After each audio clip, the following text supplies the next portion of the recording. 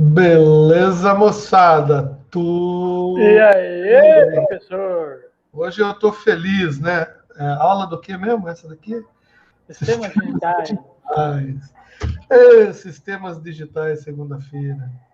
Deixa eu ver, eu não lembro o que a gente estava falando, então deixa eu abrir lá a transparência. Deixa eu fechar da aula passada para variar, né? E aí, moçada, muita novidade aí? Alguém quer contar alguma coisa aí da vida? Deixa eu mudar o negócio aqui, senão. Alguém quer contar alguma novidade aí para nós? Professor, eu estava vendo esses dias atrás na TV mesmo. Eu não sei Ah, se o senhor viu que os caras da engenharia elétrica fez, né? Tipo, ele. Sabe quando você vai fazer aula assim? Os ah, caras criaram a realidade virtual, porque já tinha aquele óculos né, lá, sabe? Lá. aham. Você viu que eles criaram isso? Não, cara, não, não Eu, vi. eu vi na TV esses tempos atrás. Os caras do TI, acho que do TI criaram para engenharia elétrica esse Aham, negócio de realidade virtual, para os caras fazer aula, assim, sabe? Aí você entra no meio de uma cidade assim, aí ah. você vai entrar tipo um negócio de elétrica, assim. Aí tá lá o passo a passo de como você mexer nos fios. Nossa, isso é muito da hora.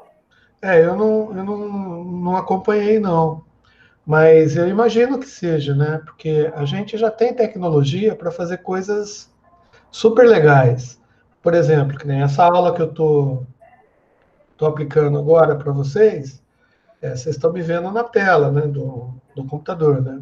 Mas é assim, imagina se a gente tivesse condição de colocar um óculos, por exemplo, e você senta na sua mesa e você pode interagir com as pessoas que estão na mesma sala, como se você tivesse numa, numa sala real, por exemplo. É uma sala virtual, mas você pode interagir. Quer dizer, legal, né, cara? É muito da hora. Eu achei muito interessante, senhor. Muito interessante. Essas coisas, elas são muito interessantes para a gente mesmo. Viu, Roberto? Eu usei seu santo nome em vão lá na aula que eu tive com o pessoal de jogos digitais, viu? Não, tudo bem, senhor. Você tá ficando Tranquilo. famoso. Você tá ficando famoso, hein, cara? Ó, Né? Vamos lá, então. Eu já abri já o negócio? Não, não abri ainda. É, nova pasta histórico, uma. Ai, ai. Como que eu faço isso daqui mesmo? Ciber detalhes. Vamos abrir, vamos compartilhar. Compartilhar.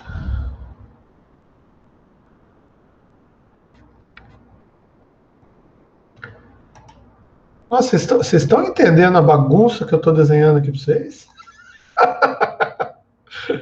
Cara, eu vi um negócio aqui que até eu fiquei arrepiado aqui do negócio. Bom, dando continuidade à nossa aula maravilhosa de sistemas digitais. Acho que a última coisa que eu falei com vocês foi com relação à memória, não é isso? A gente estava pensando no seguinte, tá? Quando a gente vê qualquer sistema digital, e vocês já me falaram aí, eu lembro que vocês falaram que vocês já tiveram aula de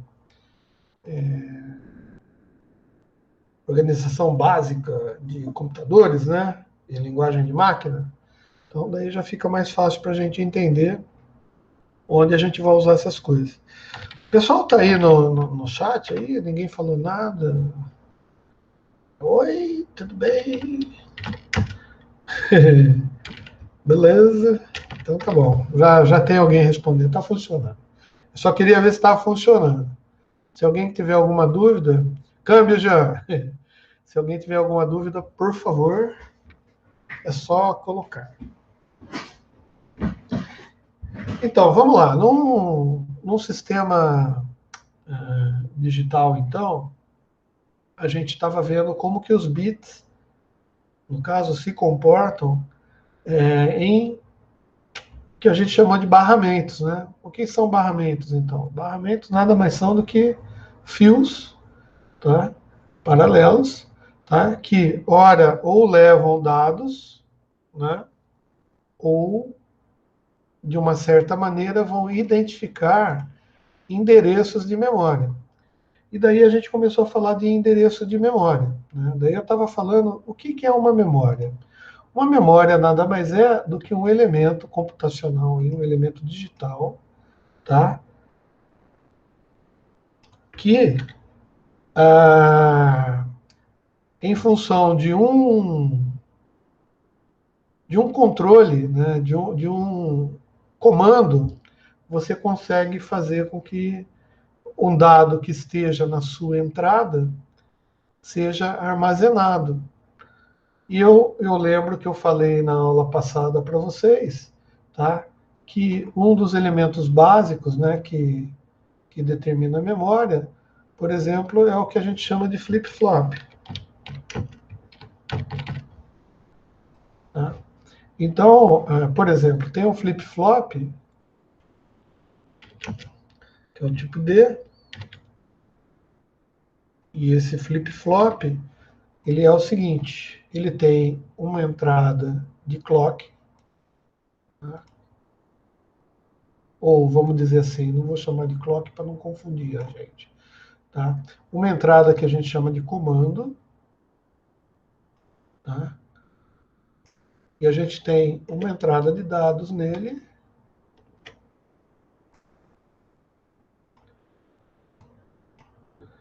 e uma saída. Geralmente o pessoal chama de saída aqui, entrada de dados, a gente vai chamar de A. A. Tá. Então, o que acontece com esse dispositivo digital? Né? Quando você dá um comando aqui, o que eu tiver, eu vou trazer o A para cá, tá? O que eu tiver no A vai passar para a minha saída Q, tá? E daí, se eu não der mais nenhum comando aqui, isso daqui vai ficar no A. Esse tipo de memória, tá? Se eu desligar o que eu digo, é assim, claro, é um circuito digital, não é, gente? Se é um circuito digital, obviamente ele deve ter aqui uma alimentação, né? Então vamos imaginar que o nosso computador aqui ele esteja trabalhando com aqueles 3, quanto que eu falei? 3,3 volts. Cadê o negócio das voltagens aqui? Vou ter que escrever de novo. Ai, meu Deus. Opa, tem alguém pedindo para entrar. Espera aí. Henrique?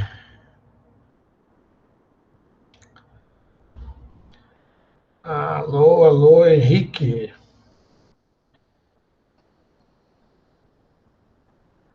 Tá vendo?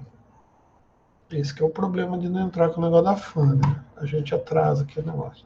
Bom, beleza. Então, daí o que acontece?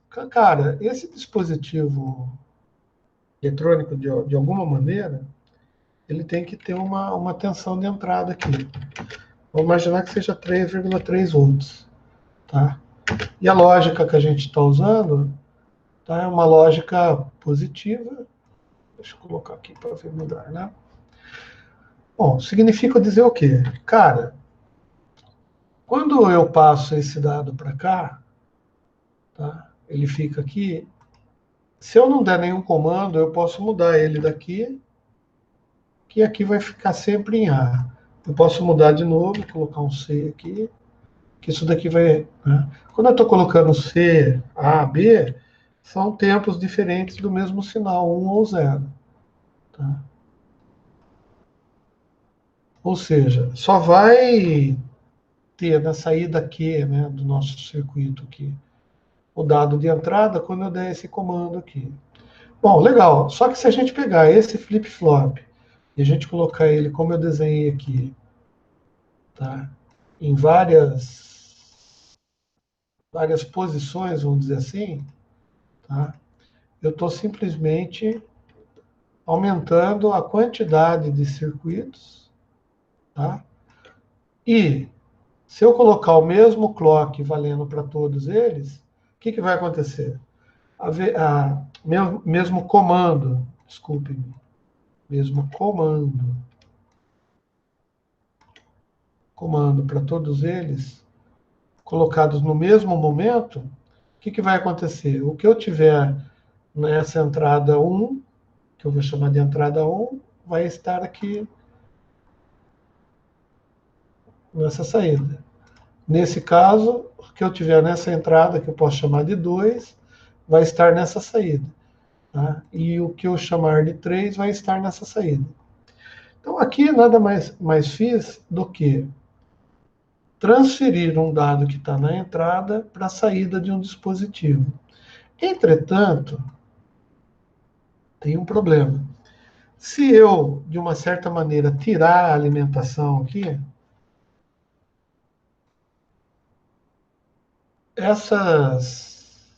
esses sinais aqui que estavam guardados, vamos dizer assim, na saída desse dispositivo, eles vão se apagar. Por quê? Porque não vai ter alimentação que vai comportar com que o circuito eletrônico fique funcionando. Então, se eu não tiver uma tensão ali, uma alimentação fazendo com que esse dispositivo fique funcionando, né, eu tirei a alimentação, os dados que vão estar aqui nessa parte de saída, eles não vão existir, vai estar tudo desligado, vai tudo para zero. Porém, na hora que eu ligar o dispositivo, cara, de boa, eu não sei o que vai ter nas saídas dos flip-flop aqui. Por quê? Porque vai acontecer um caso que eu não vou saber, tá, realmente o que está acontecendo com o circuito. Tá? Então, essa, vamos supor aqui, essa memória que a gente criou aqui de 3 bits, tá? Eu estou pondo a portinha aqui para cima para ficar mais fácil de entender. Né? Não sei se vai ficar mais fácil de entender ou mais difícil. Tá? Vou pôr a entrada aqui mais embaixo, porque senão vai dar complicação. Tudo questão de entendimento. Né? Então, o que acontece? Bom, a hora que eu liguei, independentemente do que eu tenho aqui na entrada ou na saída, tá? Eu não sei para que posição que vai a minha saída dos flip-flops. Se ela vai para 0 ou se vai para 1. Vai depender das condições físicas ali do meu circuito. Vocês concordam comigo? Então, eu não sei. Eu posso ter, por exemplo, nessa memória aqui, eu posso ter 1, 0, 1, 1, 1, 0, não interessa. Tá? Então, para eu colocar qualquer dado real aqui que eu queira utilizar, eu tenho que dar um comando, mas antes eu tenho que colocar aqui nas entradas, né, os bits que eu quero guardar. E é assim que funciona. Então, se eu voltar para cá, aqui a gente consegue entender, talvez melhor, tá, que em cada uma dessas linhas, desculpa, em cada uma dessas linhas que eu tenho aqui, ó, tá, eu diria que eu endereçaria isso de uma maneira diferente. Então, eu teria que ter um circuito que endereçasse, por exemplo, essas linhas com valores. Eu vou colocar em valores em decimal aqui, mas vocês vão entender que isso daí, obviamente, é um valor em binário ou hexadecimal, como queira. O fato é que eu tenho uma série de endereços, tá? E o que eu terei em cada um dessas linhas, ou em cada um desses endereços de memória, eu vou ter o que o meu comando aqui mandar. Por quê? Eu não sei se eu estou sendo muito repetitivo ou muito não claro, né? Mas é assim, ó. Se eu colocar aqui um dado dizendo que para essa memória eu estou acionando a linha 1, que é essa linha 1 aqui, ó. Vou até mudar de cor. Se eu estiver colocando no barramento de endereços, tá, uma informação que aponta todos os bits que estão nas entradas aqui para essa linha 1, na hora que eu der o comando aqui de leitura, vamos dizer assim, o que, que vai acontecer? Ele vai pegar todos os endereços que tem nas entradas, independentes de cada um daqueles flip-flops ali, ou seja, cada um desses aqui, ó, 1, 2, 3, né, 4. E em função daquele comando de leitura, esses dados aqui vão estar armazenados naquela linha. Daí, obviamente, tá? Para eu guardar na outra linha de baixo, eu teria que incrementar isso daqui para o endereço correspondente à linha de baixo. E vou apontar para a linha de baixo. E assim eu vou gravando a memória em função dos bits que vão entrando aqui. Legal. Então, para eu gravar essa memória aqui, basta que eu tenha endereçamento e tenha bits aqui no barramento de dados.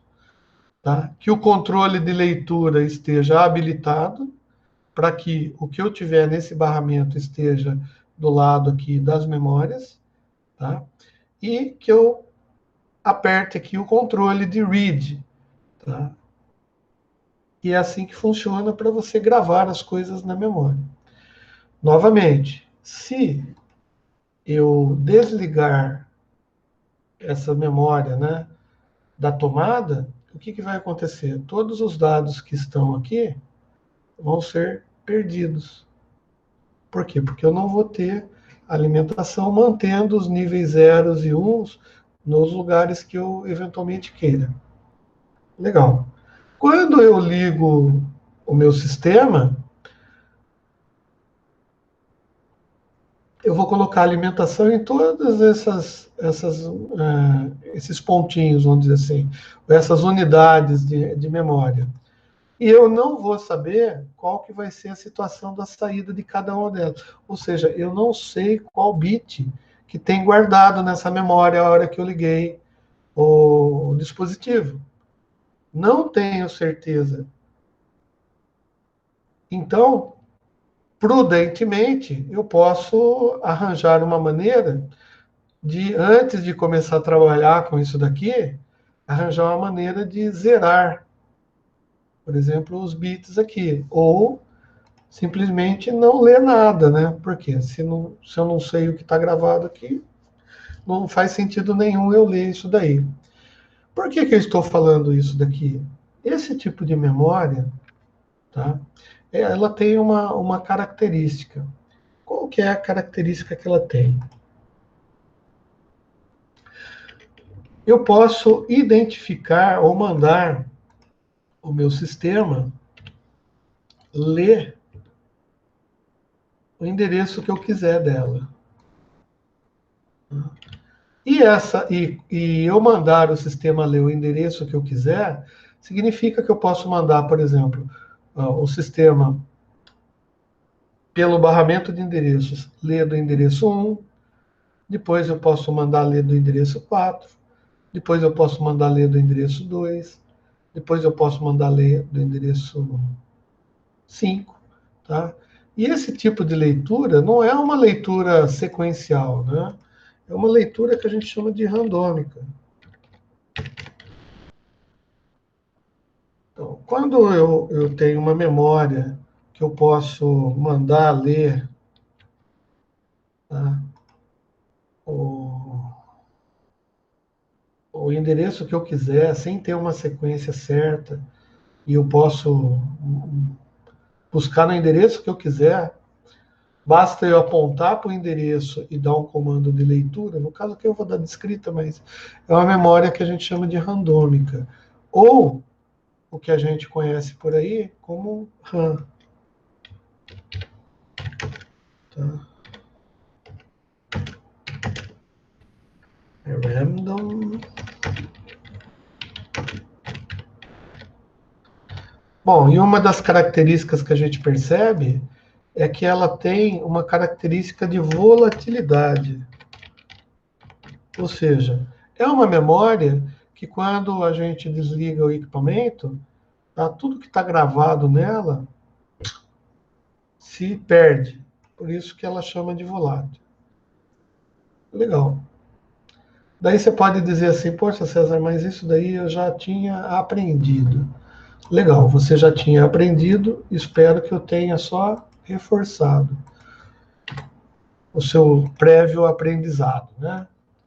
E por que eu reforcei? Porque quando você está fazendo o BCLM lá, sei lá qual a matéria que vocês fizeram, eventualmente alguém pode ter apresentado para vocês, tá, essa memória como um chip, né, onde você tem o controle, tá, e você tem os barramentos. Barramento de endereço, barramento de dados.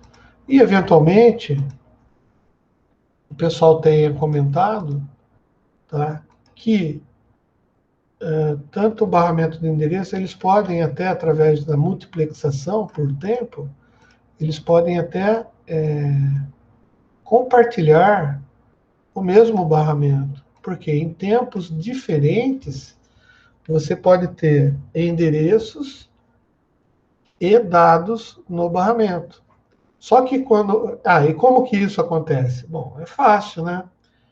Aqui na memória, a gente tem uma parte projetada, tá, para ser a parte de endereçamento. Ou seja, no circuito integrado, onde é construído a partir de portas lógicas, tá, os circuitos que a gente chama de seletores, tá, de endereços, tá, ele só vai estar habilitado no tempo certo, onde no barramento, e agora a gente pode chamar barramento de dados e endereços, porque ele está compartilhado, tá, ele seja de endereços, né? Os dados de endereço estão no barramento nesse momento, tá? Então, nesse momento, apenas nesse momento, é que esse selecionador vai apontar para o grupo de células de memória que a gente esteja querendo utilizar. Legal, tá? E depois de apontados ou selecionados, tá, a gente vai ter um ciclo de comando onde a gente vai mandar o nosso queridos dados que estão no barramento naquele determinado momento serem transferidos para a memória. Então, é importante a gente notar que, nesse caso específico, tá, onde a gente está compartilhando o barramento, essa memória aqui, para ela executar o que a gente chama de ciclo de escrita ou executar um ciclo de leitura, ela precisa de dois comandos. Ela precisa de um comando para a gente dizer aonde o dado se encontra e precisa de um outro comando para transferir os dados da onde encontra ou para o barramento ou do barramento para a memória. Tá? Então, isso daqui a gente chama de ciclos.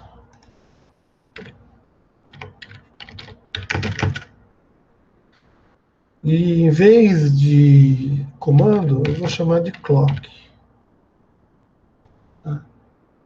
Bom, a gente sabe, e a gente já viu já nas aulas passadas, que o que a gente chama de clock é o que a gente usa de sinal de sincronismo para sincronizar todas essas coisas dentro do sistema digital. Então, os ciclos de clock, eles não servem apenas para o processador, que a gente ainda vai conversar sobre ele, tá? Ou ele não vale apenas para a unidade lógica aritmética, por exemplo. Ou ele não vale apenas para placa de rede. Tá? E também ele não vale apenas para o seu programa. Por quê? Olha só. Quando a gente faz um programa, né, e talvez isso que nos deixe mais angustiados, né? Quando a gente está fazendo um programa, o que a gente está criando na realidade? A gente está criando uma lista de bits, tá? Nada mais é do que uma lista de bits que, se interpretados ou entendidos numa sequência correta,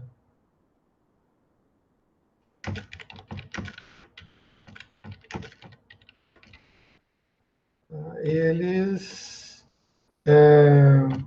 produzem cálculos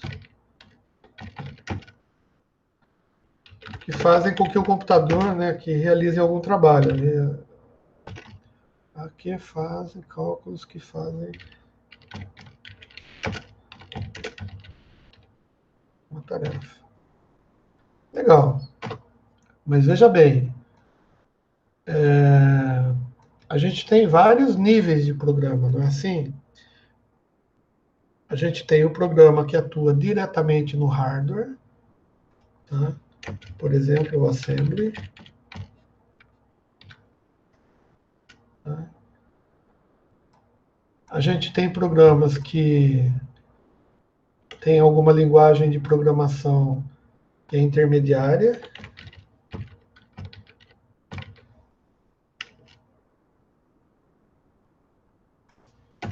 E a gente tem linguagens de programação que a gente chama de alto nível.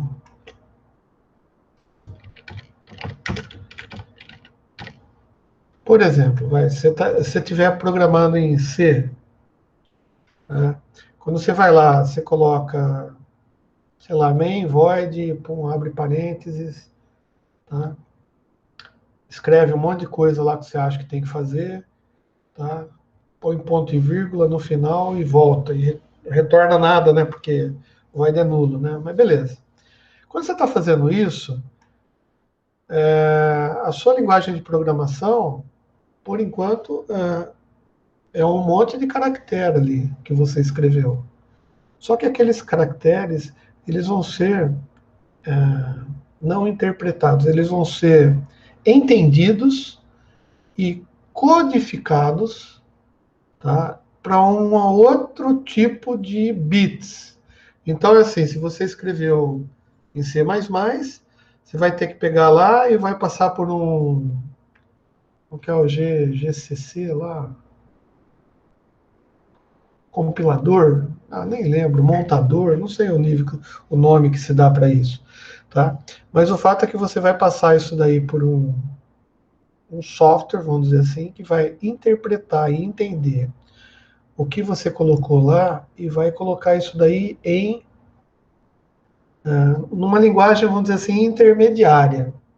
E essa linguagem intermediária, que é o ponto .obj, no C++ lá, ela não vai ser entendida. Alguém levantou a mão? Sim. E eu? Pois não. Então perguntem-me. Ô, professor, Sim. onde o firmware entra nessa parte? O firmware?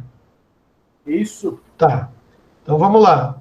O firmware nada mais é do que um pedacinho de programa, tá? Que num computador, porque quando você fala firmware, você está querendo dizer computador mesmo ou você está dizendo um sistema embarcado, um sistema mais simples, a BIOS, né? Tem algumas memórias num sistema digital que precisam de um software para gerenciar a parte eletrônica dela, que nem. Aqui eu estou falando de um circuito lógico, né, que vai determinar em qual linha da memória eu vou guardar os dados, e estou falando de um outro circuito lógico que, quando habilitado, vai passar o que está no barramento de dados, né, vamos dizer assim, para dentro da memória. Legal, só que aqui eu não tenho nenhum software que faça um gerenciamento por programação disso daqui, eu estou falando fisicamente. Mas eu tenho algumas memórias um pouco mais elaboradas que, eventualmente, a gente precise de alguns comandos por software para que esse gerenciamento seja melhor feito. Por exemplo, uma memória gráfica. Tá? Então, o firmware nada mais é do que um software específico para um determinado equipamento que precisa, no nível de linguagem lá de máquina, né, um assembly, talvez uma programação em assembly, para que ele faça o gerenciamento desses dados aqui para mim. Tá? Então, e não é a programação. Por exemplo, um sistema operacional Windows 10 aí que você instala no seu micro, ou Linux, né? Pô, o que esse sistema operacional vai fazer? O sistema operacional é um software, é um programa, tá? Que, dependendo das entradas, dos inputs, né, que você dá nele, ele vai fazer algumas coisas. Tá? Então, o sistema operacional, o que ele faz? Primeiro, ele verifica o hardware, só que para verificar o hardware, ele faz uso, por exemplo, de um sistema independente. Ou seja, o sistema operacional, ele só vai funcionar no computador, tá, se tiver tudo funcionando legalzinho, conforme uma checagem e pré-checagem da BIOS, que é um sistema de input e output, ou de entrada e saída, que hoje já não se chama BIOS, né? O pessoal deu outro nome aí de UMFI. Tá? Mas, na realidade, o que é? É uma checagem para ver se o hardware do sistema digital no qual esse sistema operacional vai ser carregado, tá? Se ele está funcionando. Então, existe um ciclo de checagem nos sistemas operacionais em geral, seja ele computador, seja ele televisão, seja ele rádio digital, seja ele rádio de comunicação, seja ele um roteador de rede, não interessa. O que acontece é que vai haver uma checagem, tá, da parte de hardware antes de você carregar um programa que vai gerenciar esse hardware, que é o sistema operacional. Então, essa checagem é feita através de um firmware, tá? Porque é uma memóriazinha, tá, que simplesmente vai ter lá uma rotina de checagem em algumas interrupções ou em endereços conhecidos do barramento de endereços, ela tem que verificar se existem determinadas coisas.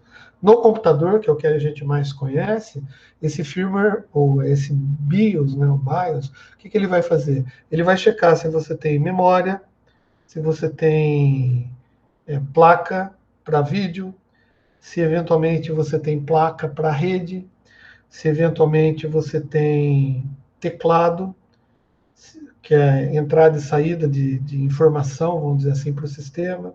Se você eventualmente tem, sei lá, microfone, alto-falante, ou seja, é uma checagem simples, tá? Mas fundamental para que o seu sistema operacional só seja startado, né? Ou só comece a se autocarregar se você tiver esse pressuposto de que está tudo ligado ali. Se eventualmente você não tem teclado, hoje já não é assim, né? Antigamente, um sistema de computador tinha que ter teclado. Se não tivesse teclado, não podia funcionar. Então, esse BIOS te avisava e dizia assim, ó, não dá para carregar o sistema operacional, porque se ele precisar de algo de entrada de teclado, não existe teclado. Então, ele barrava e não deixava o sistema operacional entrar. E mais, mesmo o sistema operacional, que nada mais é do que um programa, tá? Esse sistema operacional, ele foi escrito numa linguagem, tá? Que é a própria do sistema operacional, tá? No caso da Intel, eles escrevem em, não sei que linguagem que eles usam para fazer operacional, tá? Mas no final das contas ele vai trabalhar com o assembly lá, tá? Então ele vai trabalhar diretamente, tá? Com a linguagem que o processador para o qual esse sistema digital foi criado, tá?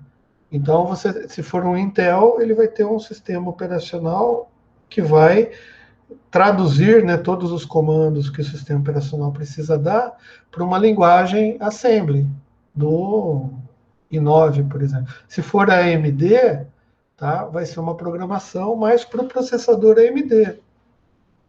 Tá? Então, o firmware, né, no caso do processador AMD, por exemplo, a gente pode até chamar de kernel, que é o kernel do AMD, tá? Que é o software que está ali em linguagem de máquina e está interagindo com o sistema operacional para saber o que o sistema operacional está pedindo para ele fazer. Eu não estou chegando nem no nível de programação de programas ainda. A gente está falando no nível de kernel. Então tem o kernel do AMD, o kernel do i9, do i7, que são diferentes. Tá? Agora, como que se faz essa tradução, né? Aí é isso que acontece. Quando você programa em C, por exemplo, tá? C++, todo mundo fala assim, C++ é a linguagem de alto nível que está mais próxima da linguagem de máquina. Não é essa. Não, Demetrios, o firmware não é aplicado antes da BIOS, tá? O firmware é o software da BIOS, é o software que faz aquela checagem, né? Porque quando a gente fala software, então, quando a gente fala software, a cabeça da gente nos leva a pensar numa linguagem de programação, tá? Software, o software que faz isso. Tá, mas num MikroTik, que é um, um CLP qualquer, um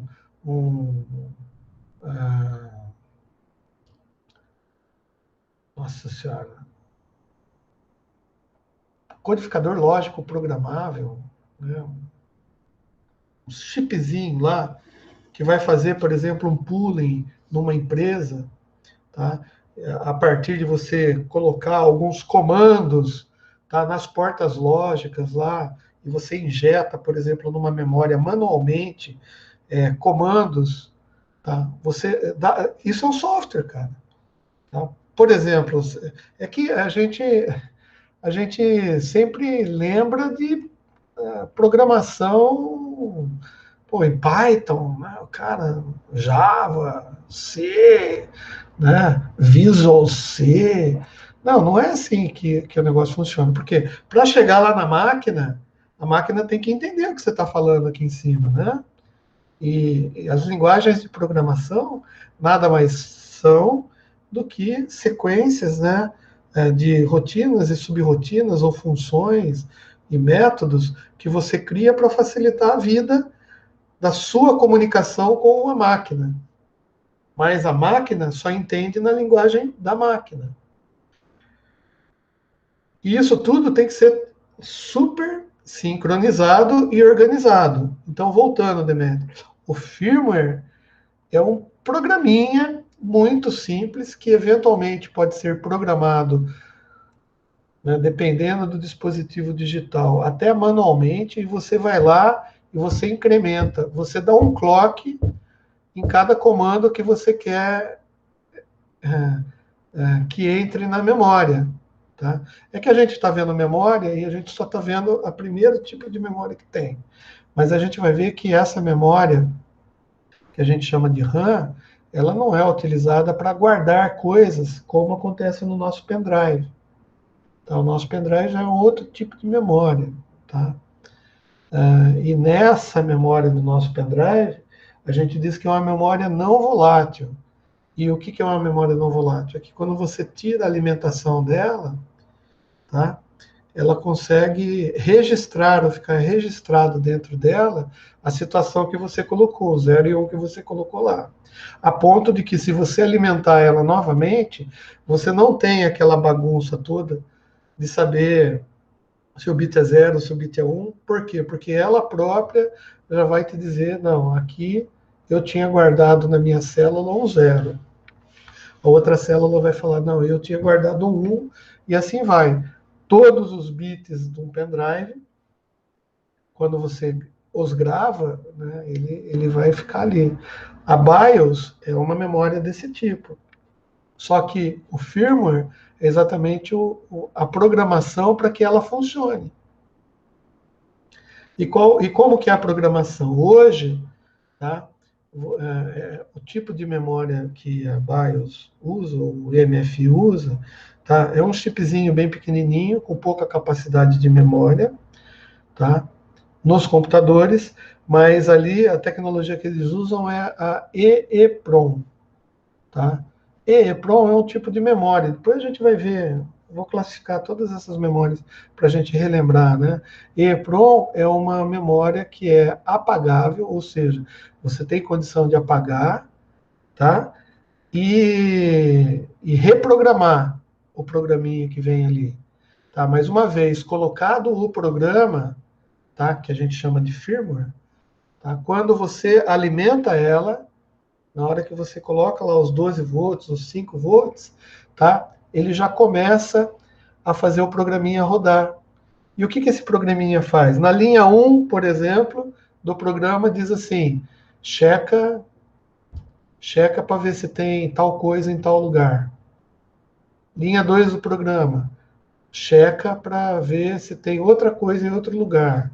Checa para isso, checa para aquilo, não sei o que lá. Só que, obviamente, não é só isso, né? Hoje em dia, você tem até uma interface, quando você liga o computador, tá? O firmware da BIOS entra, se não tiver sistema operacional, você tem condição de apertar uma tecla no teclado, interromper a execução do programa, você está dando uma interrupção para o programa, daí você entra, você tem até interface gráfica, né?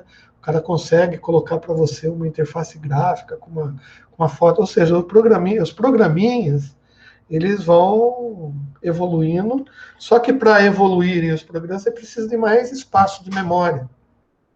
E no caso de uma BIOS, o espaço que você tem é muito pequeno. Tanto é que quando muda de versão de uma para outra, é engraçado, porque às vezes eles até tiram da versão anterior, eles tiram algumas informações. Tá? Por quê? Porque a quantidade de bits e bytes que você tem para fazer o teu programinha funcionar é muito limitado, a não ser que você troque a BIOS e coloque um chip que tenha uma capacidade de memória superior. Mas por que eu estou falando isso? Eu estou falando porque é o seguinte, um programa de alto nível que você faz em C++, em Python, Visual C, Pascal, COBOL, Fortran, Java, até o JavaScript que é interpretado, cara, tudo isso daí nada mais são do que uma lista de bits, tá? Que vão ser guardados. No caso de um programa, onde você guarda? Ah, eu guardo num arquivo. Tem vários tipos de arquivo. Tá? Só que o programa em C, por exemplo, tá? Ele vai gerar um arquivo com extensão que o sistema operacional eles dão por padrão .c, mas tem as bibliotecas, que são os .h. Né? Legal, só que na hora que você vai fazer um programa, tem um monte de função que estão nas bibliotecas, né? Função de entrada, saída. Você poderia programar na sua mão? Poderia, mas você usa o que os outros fazem. Né? Assim, a gente usa as bibliotecas. Então, beleza, daí você coloca lá, include standard.io.h, não sei. Tá? Ou include Caesar.h, que é a minha biblioteca, que eu criei. Tá? E daí você começa a programar e toda vez que você chama uma função que está definida na minha biblioteca, ele vai lá, pega aquela função e faz e coloca os bits na sequência. Na sequência. Ou seja, quando o compilador vai compilar, né, porque antes do compilador você pré-compila, né? Eu não lembro quais são os processos que a gente faz do C, né? Porque você pega o C, daí você passa num lá, tá? E daí ele gera o obj, um ponto obj. Nesse ponto obj já tem toda a sequência dos bits que você colocou no seu programa, inclusive os bits que estavam lá na biblioteca. Tá? Então, e detalhe, você não vai usar, a biblioteca tem 200 mil funções, você usou 35 no seu programa, quando você compila ele, ele vai usar as 35 só, porque seu programa não vai mudar em tempo de execução, a não ser que seja um outro tipo de programa. Mas o fato é esse, você fez seu software lá para fazer alguma coisa. Agora, esse software, para interagir com o nosso hardware, com o nosso sistema digital, ele não vai ser um obj que vai interagir com ele. Daí você fala, mas daí eu compilo e transformo ele num executável. Legal. Só que o executável também não vai trabalhar com o nosso sistema digital. Não. Por quê? O executável ele vai conversar com o sistema operacional. Tá? E na hora que o executável falar para o sistema operacional, eu queria que você acendesse o LED da câmera que o César está transmitindo a aula de hoje. Tá? Então, o sistema operacional vai pegar isso daí, vai conversar com o kernel, vai falar assim, fio, ele quer que acenda. Tá. Daí ele vai falar o quê? Ele vai, no meu caso aqui, é Intel, é o Intel i5. Então ele vai conversar com o processador. Ó, processador, o cara está querendo que acenda a lâmpada.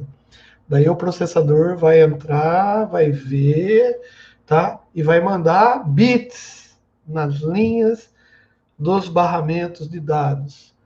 E esses bits vão fazer alguma coisa, porque o endereçamento vai chegar numa placa, que no meu caso aqui a minha câmera é USB, né?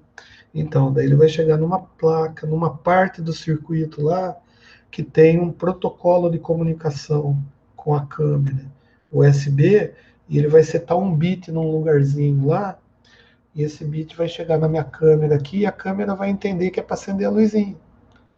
Então, é um negócio, a gente aprende a programar, a gente acha que a gente sabe, né, que a gente domina, né? Mas na hora que a gente começa a sentar a bunda na cadeira mesmo e começa a perceber que as coisas são muito mais complexas do que a gente achava, a gente vai ficar com alguns sentimentos. Um deles é de admiração, porque a gente admira os caras, os engenheiros que projetam circuitos e sistemas digitais para fazerem o que os sistemas digitais fazem. Tá? Os engenheiros que fazem um processador, imagina a quantidade de conhecimento de programação específica em assembly do processador que eles estão trabalhando, como eles têm que conhecer. Os caras que desenvolvem sistemas operacionais, eles têm que conhecer tanto do assembly, né, dos processadores para os quais o sistema operacional que eles estão produzindo vai trabalhar, tá? Toda a parte de hardware eles têm que conhecer, e conhecer também um pouquinho das programações, né, que vão ser feitas em linguagens de mais avançadas, porque o que o sistema operacional vai fazer? Fala assim, ó, peguei um arquivo executável. Bom, arquivo executável está compilado para o meu sistema? Tá? É compatível? Sim. Bom, então eu entendo que o compilador já compilou isso daí de acordo com a linguagem assembly que eu conheço. Eu checo algumas coisas, vejo o que é, beleza. Pode mandar rodar, moçada. Manda para o processador e o processador vai fazer o que o seu programa, né, o que você, programador, pediu para ser feito. E como que ele vai fazer isso? Através do que a gente chama dos clocks, né? Porque como é uma lista de bits, tá? E se o nosso sistema operacional, por exemplo, é um sistema que funciona a 64 bits, tá? Ele vai entender que a cada 64 bits eu vou fazer alguma coisa. Tá? Eu não sei o que eu vou fazer. Eu não sei se esses 64 bits que eu estou pegando, se eles são bits de endereçamento de memória. Eu não sei se esses 64 bits que estão no barramento, eles estão aqui, o barramento nosso aqui, ó, tanto de dados quanto de memória aqui, podem ter 64 bits, né? Então eu não sei se esses 64 bits que estão nesse momento, nesse clock, que eles são, o que eles fazem? Eles são de endereçamento de memória? São de endereçamento de algum outro dispositivo? Porque a gente só está falando da memória porque a gente está discutindo memória agora. Mas há de convir comigo que a gente pode ter mais memórias, que a gente pode ter aqui mais e mais e mais dispositivos. Tá? Só que os dispositivos aqui são vários, né? Tem placa de rede. Tá?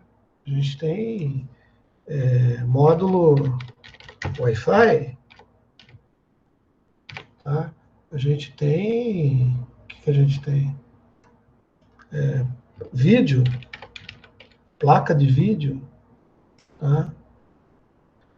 E quando você faz um programa para joguinho, que eu estava dando aula de joguinho para o pessoal, tá? E quando você faz um programa para joguinho, que é pior ainda? Por quê? Porque o programa para joguinho, você tem que usar muito gráfico. Então, o seu computador aritmético lógico, a unidade aritmética lógica do seu processador, tá? Tem que fazer muita conta, fica muito, mas muito carregado. Ou seja, vai precisar de muitos clocks ali, vai precisar de muita coisa para você ficar mexendo com vetores, mudando o vetor de um lado para o vetor para o outro. Por quê? Num jogo, você tem aquele conceito que a gente chama de loop infinito, né? Saca? Tipo assim, a cada frame do jogo, né, os FPS que a gente vê, ele praticamente apaga a tela e desenha a tela de novo, com os objetos na onde eles têm que estar, ou se estiverem se movimentando, ele vai se movimentar a 60 frames por segundo, 120, 280 frames por segundo. 280 frames por segundo são 280 frames desenhados, calculados, pixel a pixel, conforme a resolução da tua máquina no processador lógico. Só que não é no processador lógico, né? Eles usam o quê? Uma memória específica para isso, que é uma parte de uma memória que a gente reserva para fazer parte de vídeo. No caso, ultimamente, nem isso mais está dando conta de tanta coisa, tanta conta que o processador tem que fazer.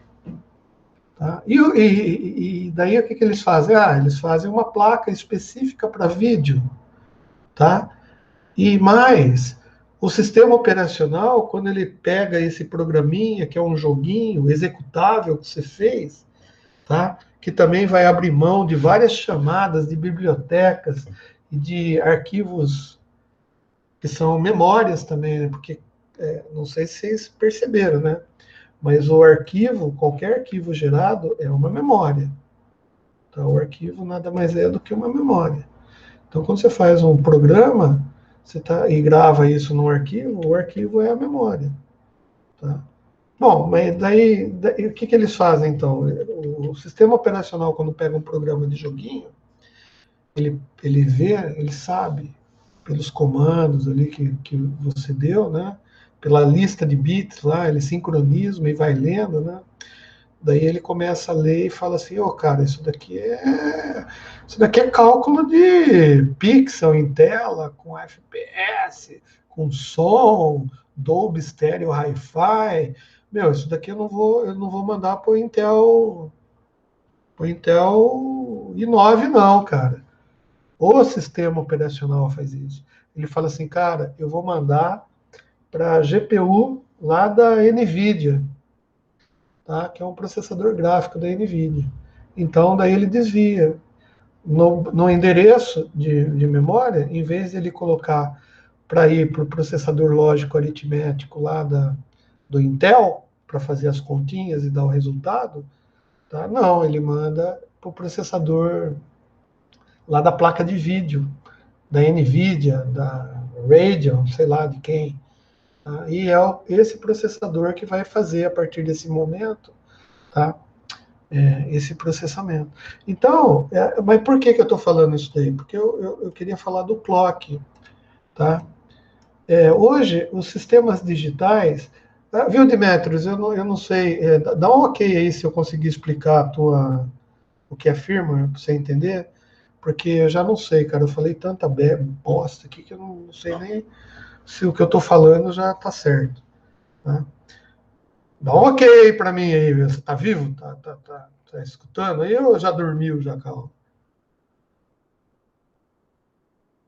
Bom, então é assim, a gente está, de uma certa maneira, revendo. O Demetrius caiu. Morreu.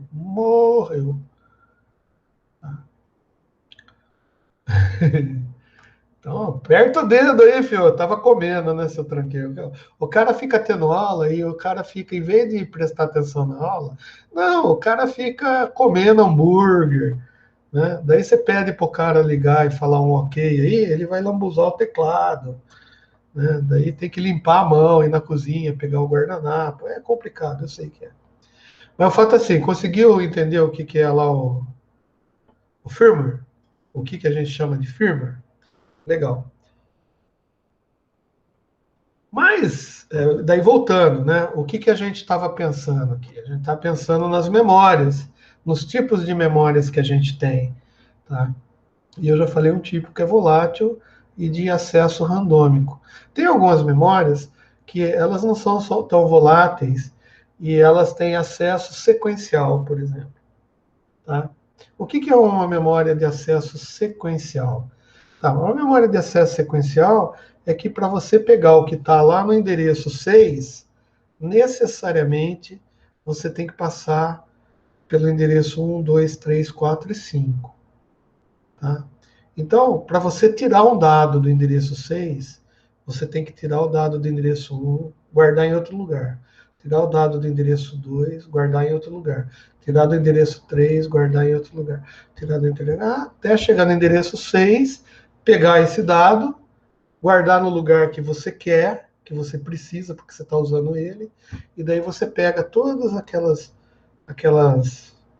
dados que você tirou dos endereços 1 até o 4 e vai recolocando. Cara, quando você faz programação, e vocês são... Eu não lembro o curso de vocês, eu sempre esqueço, sempre pergunto. E não adianta falar também. Ciências da computação. Não adianta falar que eu vou esquecer. Semana que vem já esqueci, cara. Vou perguntar de novo. Tá? Então, vocês que são da ciência da computação, vocês usam muito essas técnicas em programação. Sabe aqueles esquemas de arquivo que vocês chamam de LIFO, ou filo, né? First in, last out. First in, first out. Não é assim que você... Ou stack, né? Stacking, né? Então, vocês usam muito isso em programação, mas é assim, às vezes você sabe fazer na programação, mas não sabe o que acontece no raio da memória, né? E esse bloco de memória que você reserva para fazer esse tipo de ordenação e arrumação, cara, isso daí gasta tempo. Você concorda comigo que gasta tempo? Se eu precisar de ciclos de clock para você colocar, tirar a coisa da memória, tipo assim, eu quero acessar o endereço tal, então eu tenho que pegar todos esse bloco de dados que eu tenho na memória antes, guardar no outro lugar, e depois pegar o dado que eu quero ali, e depois voltar tudo para dentro do lugar que estava. Então, quando você começa a programar, se você conhece um sistema digital, como o sistema digital funciona, você consegue fazer com que o teu programa seja otimizado, não utilizando, tá? Talvez esses comandos que fazem coisas absurdas do ponto de vista eletrônico, né? Por isso que o pessoal fala Ah, não, qual que é a linguagem melhor, né? A discussão hoje, a pergunta que me fizeram foi assim, qual que é o melhor programa para desenvolver joguinho? Né? Daí um respondeu C++, o outro respondeu C Sharp, o outro falou Python, né? Daí eu pergunto para vocês, qual que é o melhor programa para fazer joguinho? Tá? Bom, a resposta minha é simples, né? O Demetrio sabe. O melhor programa para você fazer joguinho é o programa que você sabe programar. Tá? É a linguagem que você sabe programar. Tem algumas linguagens que oferecem algumas oportunidades. Senhor, Java dá para programar joguinho ou não? Oi? Java dá para programar joguinho? Claro, você faz joguinho com o que você quiser. Você faz joguinho até em Basic. Quando eu aprendi Basic, eu fiz o Tic-Tac-Toe lá, aquele joguinho da velha. Nossa, que da hora, mano. Então. Dá para você fazer o que você quiser, cara. O Mas que... você tem que criar um algoritmo para isso, né, Isso, senhor? exatamente. Tem que criar um algoritmo. O cara que cria o algoritmo é o cara que sabe a linguagem, que sabe quais são as funções que ele pode usar, ou as recorrências que ele pode ter. O que eu quero dizer para você é que uma linguagem mais antiga, vamos dizer assim, um Pascal, um Fortran, né? Talvez, no COBOL, ele tem algumas funções que ele não trata esse assunto de quantos clock a memória vai precisar, ou o gráfico, o processador gráfico vai precisar para fazer aquela utilização daquele dado, daquela variável que ele guardou ali, entendeu? Porque na programação é fácil, eu vou definir uma variável.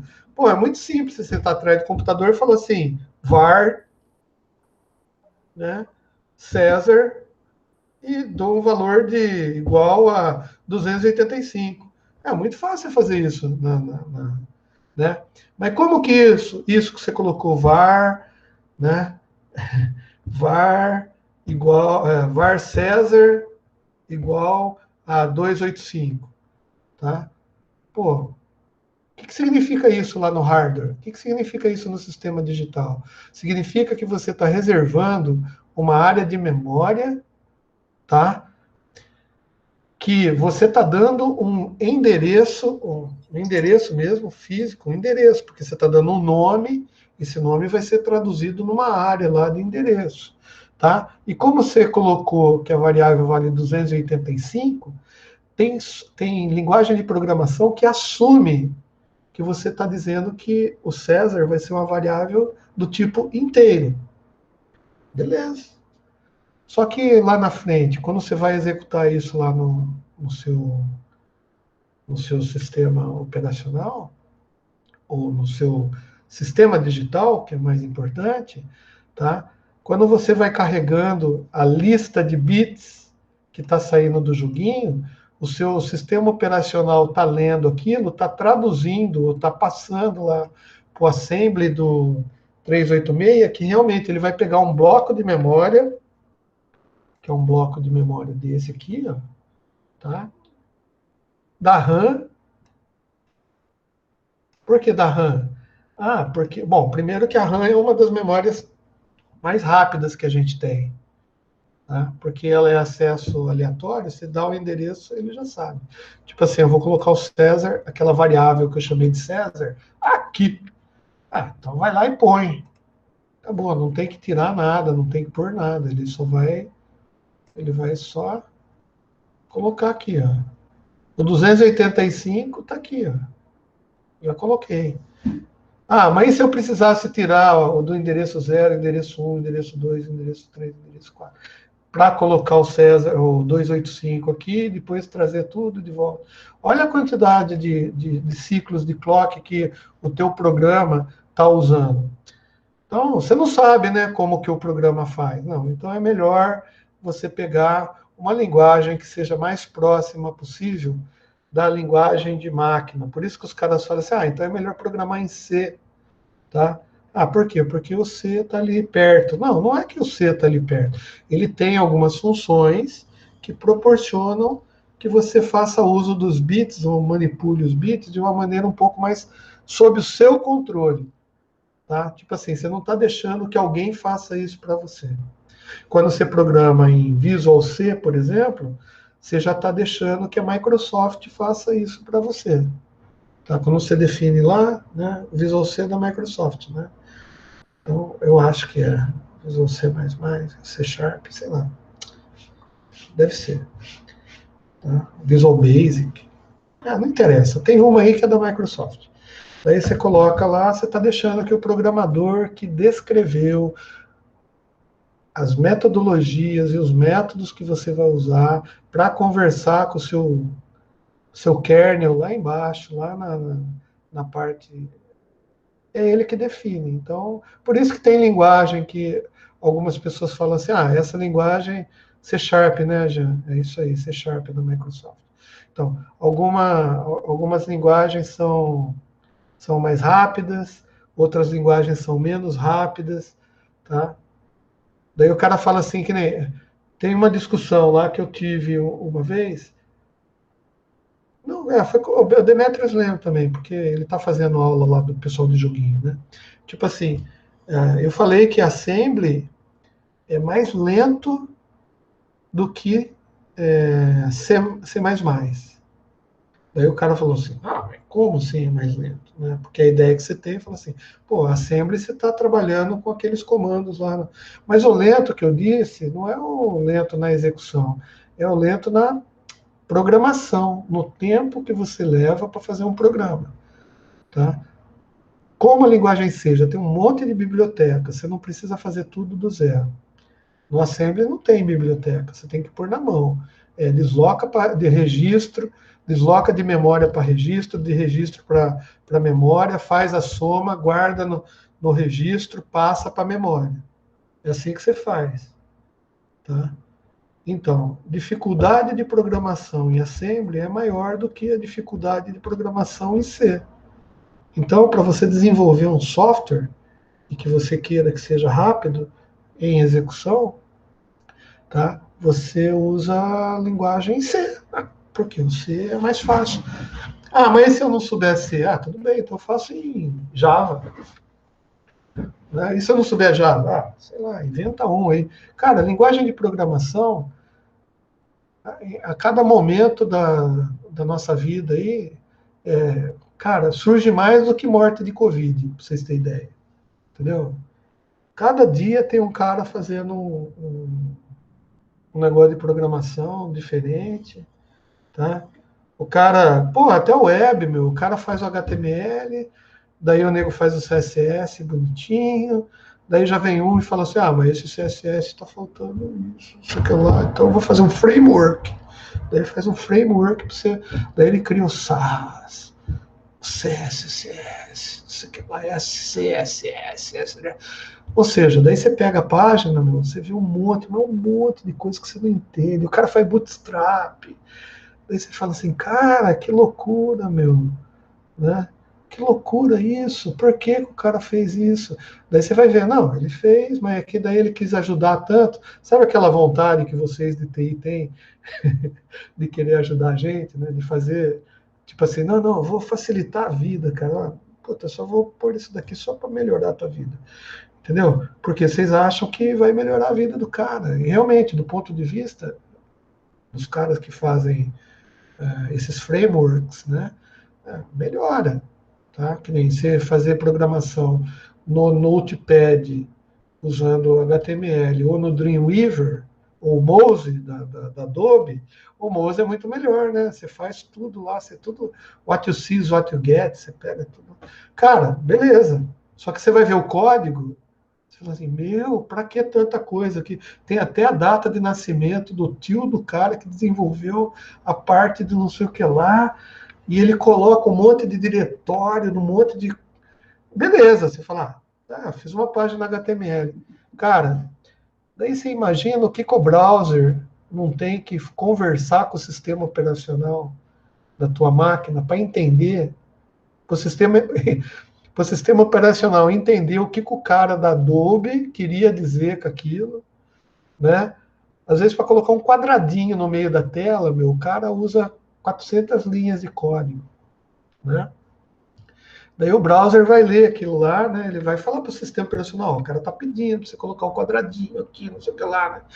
Daí o sistema operacional vai falar assim, puta merda, cara, como que eu vou converter isso daqui em assembly? Não, beleza, conversa em assembly lá, faz, e manda para o nosso sistema digital, que vai fazer o quê? Vai cumprir tudo que o cara pediu para você fazer.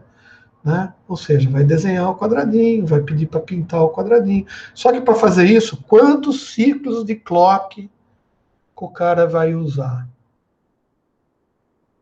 para fazer isso? Que o hardware vai usar? Porque cada ciclo de clock, tá? Você está usando energia, né? Ah, legal, César. O que é esse ciclo de clock que você fala? Eu não sei, cara. Eu estou com dúvida ainda, porque eu vi sistema digital lá, mas eu não entendi. Tá. Então é o seguinte, ó. Tem um negócio que se você colocar um monte de flip-flop junto, tá? A gente chama de contador. Tá? E daí a figura é mais ou menos isso aqui. Eu vou pôr as saídas aqui em cima, tá?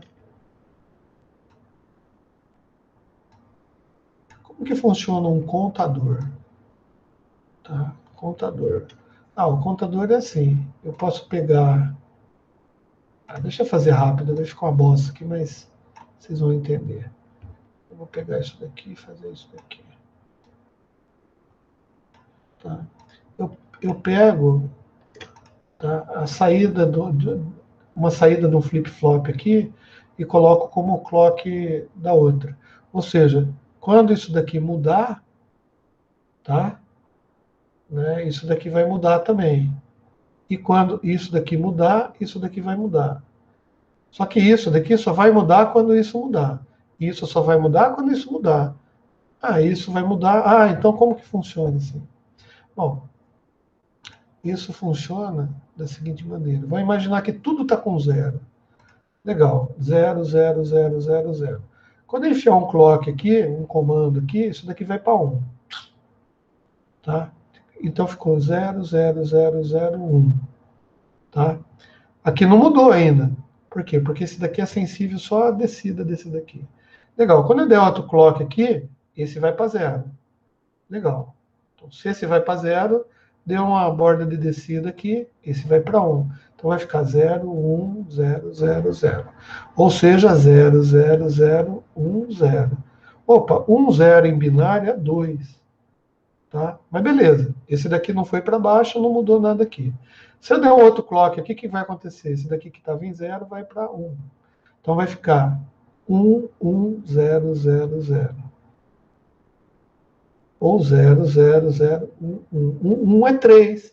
Ah, então eu já contei. 1, 2, 3. Legal, se eu der um clock aqui, bom, se eu der um outro clock aqui, esse daqui vai para 0. Enfiou um clock aqui, que vai para 0 também. Esse estava em 0. Enfiou um clock aqui, que vai para 1. Vai ficar 0, 0, 1, 0, 0. Nossa, então eu estou contando. Legal, então você consegue, com portas lógicas, fazer o que é um contador. Tá? Legal. Esse contador, ele pode ser usado para um monte de coisas. Tá? Por exemplo, quando você vai lá na tua linha de programação e coloca lá uma variável dizendo que for i igual a 5, né? Faça alguma coisa, tá? E depois você coloca no final lá i menos menos. Então, enquanto a variável for 5, tá? Você faz isso, né? Até chegar no 0, né? E de programação. Né? Ou seja, cada vez que você vai fazendo um decréscimo, tá? Você vai fazer uma função lá, vai correr um loop. Tá? Você pode implementar isso daí de hardware. Tá? Ou seja, cada clock você pode contar. Você pode fazer um contador crescente ou um contador decrescente. Tá? Depende de como você orienta as portas lógicas aqui, os flip-flops. Tá? Outra coisa que você pode fazer é o que a gente chama de divisor de frequências. Tá? Por quê? O que é um clock? O clock, se a gente for entender melhor, tá? Vou fazer bloquinhos. Tá? Imagina isso daqui no tempo. A gente falou de digitalização nessa matéria, né? Tá. Olha só, se eu pegar o perfil desse desenho que eu fiz aqui, a gente tem uma onda constante no tempo, tá? E eu uso essa onda como uma referência. Então, o clock nada mais é no meu sistema operacional, tá? É uma referência que eu uso para tudo, para tudo. Só que tem alguns problemas aí. Por exemplo, num sistema digital onde o meu barramento é de 64 bits, por exemplo, tá? Eu posso ter barramentos diferentes para memória e barramentos diferentes, por exemplo, para placa de vídeo, só para vocês entenderem. Então, eu posso também ter, em função de construção dos dispositivos aqui, que a gente vai ver também que pega muito, né, o tipo do dispositivo, o tempo de resposta do dispositivo a uma mudança, tá, de 0 para 1, de 1 para 0. Tá? A gente pode ter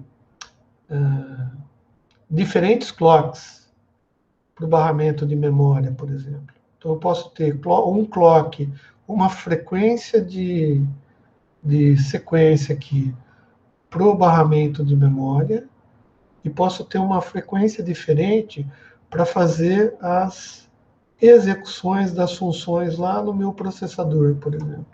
Ou seja, num sistema digital, eu posso ter diferentes clocks, mas eles todos têm que estar sincronizados a partir de um desses. Ou seja, tem que ter múltiplos e submúltiplos do clock de referência. Por quê? Porque se eu não for múltiplo e submúltiplo, eu posso ter desvios. E desvio dos bits significa eu pegar numa lista de bits um bit errado. E um bit errado vai me dar um comando errado. E a gente já viu lá no início das aulas, lá, né? Quando a gente está falando de bit, tá? Se a gente pegar um bit, se a gente der uma deslocadinha de um bit aqui, cara, a gente pode ferrar com o programa.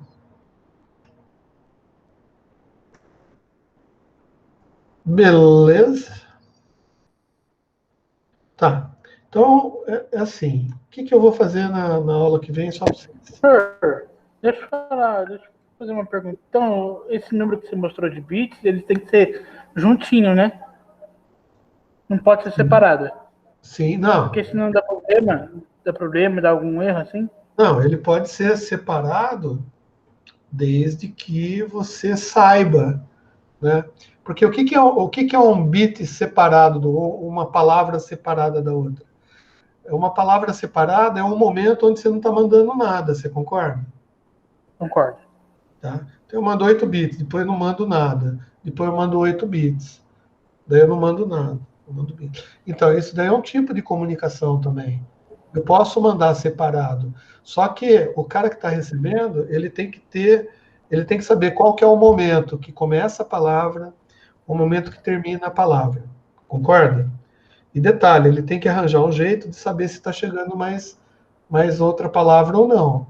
E ele fica esperando. Enquanto não chegar nada, tudo bem, ele não faz nada. A hora que chegar outra palavra, tudo bem, ele trata essa palavra. Então, esses atrasos de palavras, no meio da onde não tem palavra, a gente pode usar uma outra palavra para outra coisa, não pode? Posso, né? Tá ali vazio, sem fazer nada. Então, esse tipo de utilização de espaços onde você não está transmitindo dados para transmitir outro tipo de dado, a gente chama isso daí de multiplexação. Tá? No caso, como a gente está trabalhando com bits no tempo, a gente chama isso daí de multiplexação por tempo. Cara, isso é muito legal porque é usado na internet, na Ethernet.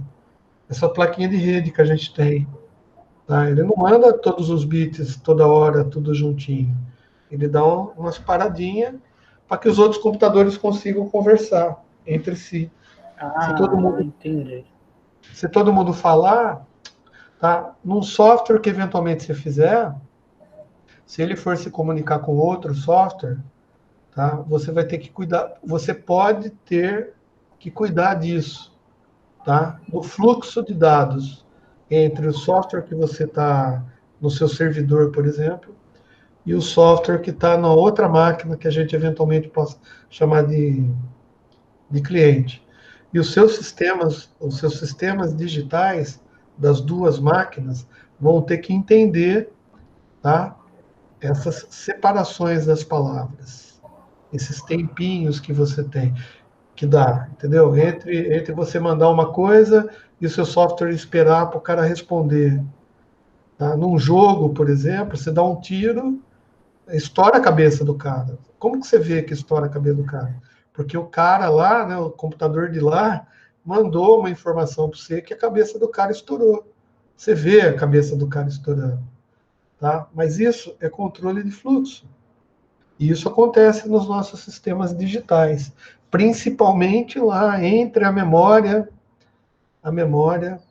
e o processador, entre a memória e a placa de vídeo, entre a placa de vídeo e o processador, entre o processador e o programa que está na sua RAM, na tua memória de computador, que está rodando. O programa está rodando.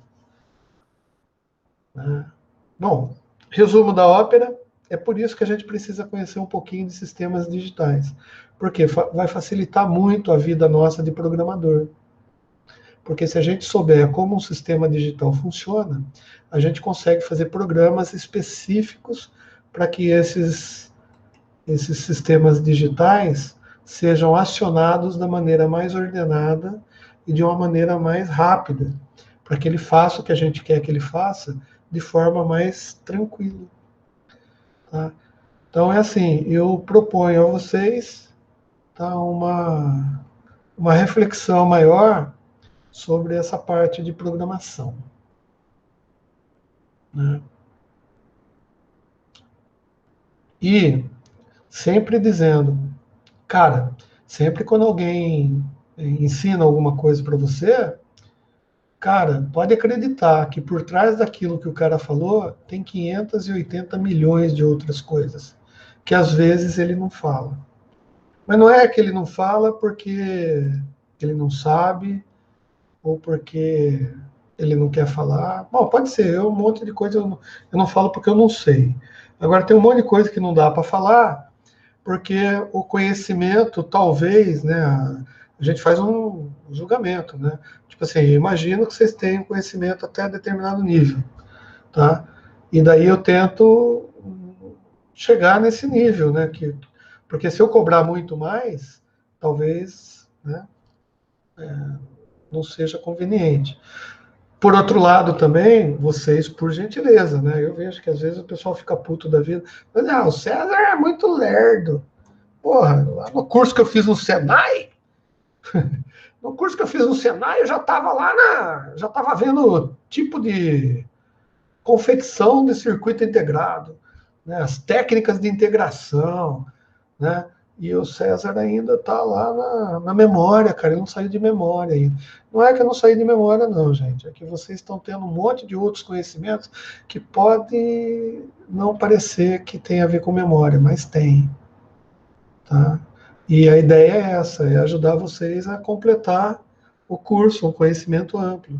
Se tiver muito devagar, gente, daí vocês dão um toque aí, que eu já perguntei, né? Eu já falei, pô, vocês já tiveram porta lógica, flip-flop e tal, então vamos dar uma corridinha.